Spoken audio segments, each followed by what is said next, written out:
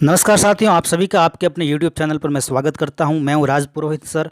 आज मैं आपके लिए टॉप 25 प्रश्न लेके आया हूं। टॉपिक रहेगा उपसर्ग। इस वीडियो को हम 10 मिनट में कवर करने वाले। वीडियो को अंत तक ज़रूर देखें और हमारा जो लक्ष्य है वो आपकी सफलता है। क्या है? आपकी केवल और केवल आपकी सफलता ही हमारा क्या है? लक्ष्य है।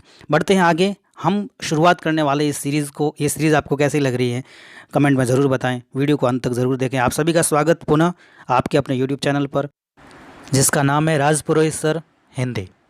चलिए मित्रों, बिना देरी की हम अपने कंटेंट को क्या करते हैं, शुरू करते हैं। हम अपने टॉपिक को क्या करते हैं, स्टार्ट करते हैं। पहला प्रश्न है, वे शब्दांश जो किसी मूल शब्द के पूर्व में लगता है, तो नए शब्द का निर्माण करता है, उन्हें क्या कहते हैं? उन्हें कहेंगे उपसर्ग। क्या कहेंगे? उपसर्ग। क्योंकि यहाँ पे लिखा हुआ है मूल शब्द के पूर्व में, और यदि मूल शब्द के पश्चात लिखा हुआ या बाद में लिखा हुआ तब क्या बन जाएगा? वो अपना प्रत्यय बन जाएगा, जो कि हम आगे अगला टॉपिक लेने वाले हैं।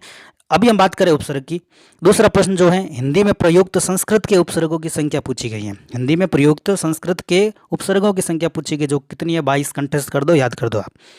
ठीक है। उन 22 के नाम क्या हैं वो भी हम अगले वीडियो में बात करने वाले हैं, डिस्कस करेंगे इसके ऊपर। लेकिन अभी जो आपको याद रखना है, हिंदी में प्रयुक्त होने वाले संस्कृत उपसर्गों की संख्या जो है वो 22 होती है। बढ़ते हैं आगे तीसरे प्रश्न की ओर। अच्छा प्रश्न है कि निम्न में से कौन सा संस्कृत का उपसर्ग है? इसमें से आपको पहचान करना है। अति, सम, भर, बे, इसमें से जो अति उपसर्ग है वो संस्कृत का उपसर्ग है। ये चीज़ आप ध्यान रखेंगे। हम जो संस्कृत के 22 उपसर्ग है इसकी बात हम आगे करेंगे जरूर, लेकिन अभी आपको ये ध्यान रखना है कि इनमें से अति उपसर्ग जो है वो संस्कृत का उपसर्ग है। बढ़ते हैं आगे चौथे प्रश्न की ओर। बा उपसर्ग से बना शब्द नहीं है। बाकायदा बिल्कुल है। कायदा मूल शब्द हैं, और इसमें बा अदब, अदब मूल शब्द हैं। बा इज्जत में इज्जत मूल शब्द है, लेकिन बादल अपने आप में क्या है? मूल शब्द है। इसमें किसी भी प्रकार का कोई उपसर्ग प्रयोग नहीं हुआ है। ये चीज़ आप ध्यान रखेंगे। बाकी तीनों में क्या है? बादल के अलावा तीनों जो है मूल शब्द के पूर्व में क्या लगा हुआ था? उपसर्ग लगा हुआ था। बात करते हैं नाना शब्दांश है, जो कि उपसर्ग है। इसका अर्थ पूछा गया है।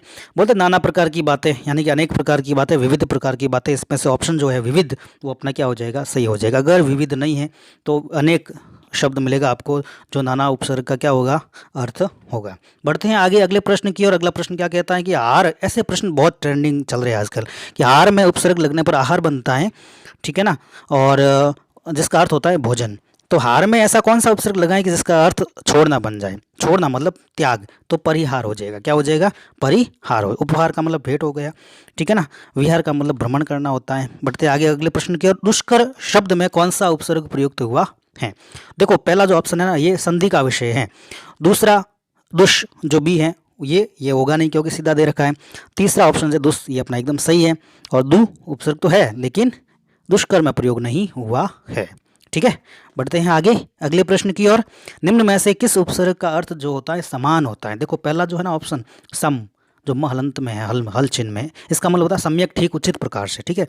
सी ऑप्शन जो दे रखा है ना सम, इसका मतलब होता है समान।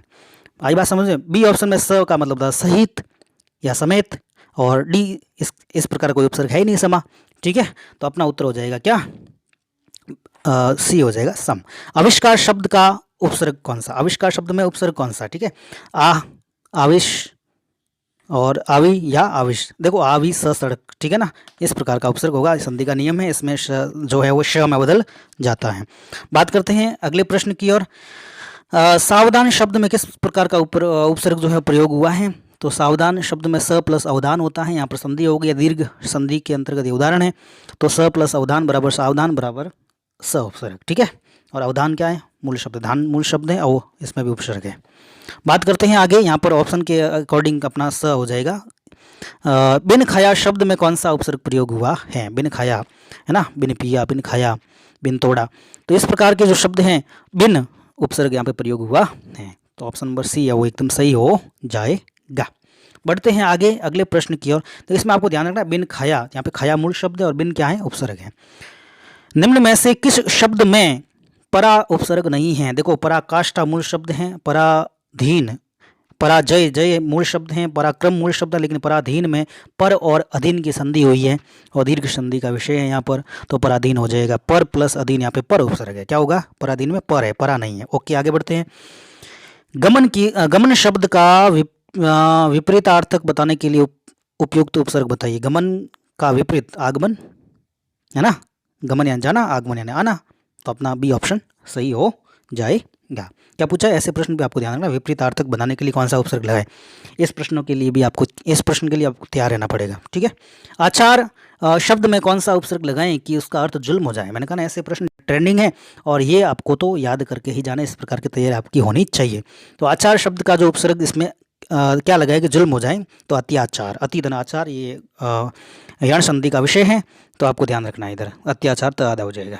आगे बढ़ते हैं हम लोग। अनुज शब्द में कौन सा उपसर्ग है। अनुज शब्द में कौन सा उपसर्ग है। अनु और ज, यहाँ पे ध्यान रखना, ज मूल शब्द हैं, अग्रज में ज मूल शब्द हैं, तो यहाँ पे अनु जो है वो उपसर्ग है। अनु यानी पीछे और ज यानी जन्म लेने वाला, बाद में जन्म लेने वाला, ठीक है, अनुज कहते हैं जिसको, छोटे भाई को। आगे हम बात करते हैं, निम्न में से कौन सा विकल्प उपसर्ग रहित है, उसमें उपसर्ग का प्रयोग हुआ ही नहीं है। सुबोध में सु उपसर्ग है, सुयोग में सु उपसर्ग है, सुरेश में नहीं है, यहाँ पे संधि का विषय है, सुरधनीश, और सुलभ में लब मूल शब्द है, ऑप्शन नंबर बी है वो सही हो जाएगा। सुरेश में किसी भी प्रकार की कोई उपसर्ग नहीं है, संधि का विषय है। आगे बात करते हैं, चिरायु, लंबी आयु है ना, दीर्घायु में कौन सा उपसर्ग प्रयोग हुआ है। देखो चिर यहाँ पे र पूरा होगा और आयु से संधि होकर दीर्घ संधि हुई है यहाँ पर, तो चिरायु बनता है, चिर यानी लंबे काल से, ठीक है ना। और बात करते हैं यहाँ पर अगले प्रश्न के लिए।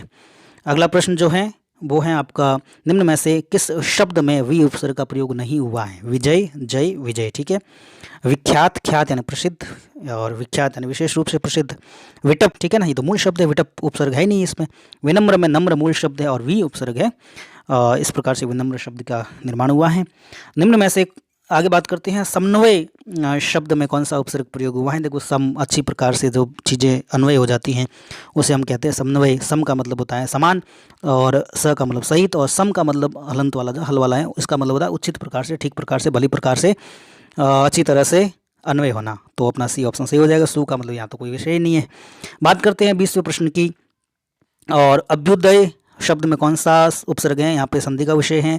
अभिधन, उदय, यहाँ पे यण संधि का प्रयोग हुआ है, तो अभी शब्द जो है वो डी ऑप्शन में आपको मिल रहा है।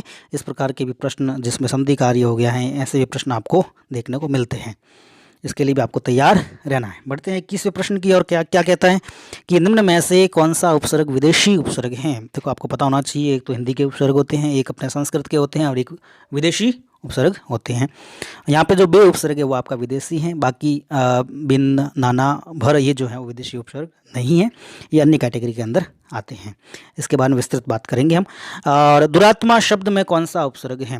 देखो दुरात्मा में आपको ध्यान रखना है, दू के बाद विसर्ग लगा के फिर आत्मा करते हैं, तब वहाँ संधि कार्य हो जाता है, विसर्ग संधि, ऐसा कुछ भी नहीं है। यहाँ पे उपसर्ग पूछा गया तो दूर होगा, ठीक है। दूर, रहलंत और आत्मा क्या हो जाएगा, यहाँ पे दुरात्मा हो जाएगा, ओके। बढ़ते हैं अगले प्रश्न की, और क्या कह रहा है अगला प्रश्न, निम्न में से कौन सा शब्द हिंदी उपसर्ग युक्त नहीं है। नहीं को अंडरलाइन करो पहले, ठीक है। और अन, अनजान में अन, उच्चका में उ, हरदम में हर, और अध्पका में अध, तो यहाँ पे अन, उ और अध जो है वो हिंदी के उपसर्ग है, और हरदम में जो हर उपसर्ग है वो हिंदी का उपसर्ग न होकर विदेशी भाषा का क्या है, उपसर्ग है, इसलिए ये शब्द भी क्या हो जाएगा, विदेशी हो जाएगा। अगला प्रश्न है, निम्न में से कौन सा शब्द हिंदी उपसर्ग युक्त है। हमसफर, सरपंच, बेवजह और अनबन, तो यहाँ पे ध्यान रखना है, अन उपसर्ग युक्त शब्द क्या होते हैं, वो हिंदी के उपसर्ग होते हैं। तो अन न पूरा आया हुआ है, अगर न आधा आता तो संस्कृत का उपसर्ग होता वो, ये आपको भली भांति परिचित होना चाहिए। आगे बात करें हम, निम्न में से कौन सा शब्द संस्कृत युक्त उपसर्ग है। अनपढ़ में न पूरा है, इसका मतलब ये हिंदी का है। अनजान में न पूरा, इसका मतलब हिंदी का है। अनंत में न आधा है, क्योंकि अन, न आधा और अंत जब मिलते हैं तब अनंत बनता है। अनमोल में न क्या है, पूरा, इसलिए हिंदी का है। तो अनंत शब्द जो है वो अपना क्या हो जाएगा, संस्कृत का हो जाएगा। तो प्यारे साथियों, वीडियो को अंत तक देखने के लिए आप सभी का धन्यवाद। मैं ये जो सीरीज़ लेकर आ रहा हूँ आप लोगों के लिए बहुत उपयोगी साबित होगी, ये मैं आपको भरोसा दिलाता हूँ। और एक वीडियो और भी है वर्ण विचार संबंधी, जिसमें मैंने 300 से ज़्यादा फैक्ट उसमें रखे हैं, वो आप ज़रूर देखें। और उसके बाद अगर आपको चैनल अच्छा लग रहा है, आपको जो सामग्री यहाँ पे पेश की जा रही है, प्रस्तुत की जा रही है, अगर अच्छी लग रही है, उपयोगी साबित हो रही हैं, तो आप चैनल को क्या कर सकते हो, सब्सक्राइब कर सकते हो। इसके बाद जो वीडियो आने वाला है उपसर्ग भाग 2, उसमें भी मैं इससे भी अच्छे 25 प्रश्न लेने वाला हूं, जो आपकी तैयारी को और भी ज़्यादा क्या करेंगे, मजबूती प्रदान करेंगे। तो प्यारे साथियों, हमारा जो लक्ष्य है वो आपकी केवल और केवल आपकी ही सफलता का हमने लक्ष्य रखा है। तो आप इस वीडियो को बार बार देखें, अभ्यास करें, और भी अन्य जगह आप अभ्यास कर सकते हो। और हमारा तो एक ही लक्ष्य है कि आप सभी का क्या हो, चयन हो। पुनः आप सभी को धन्यवाद।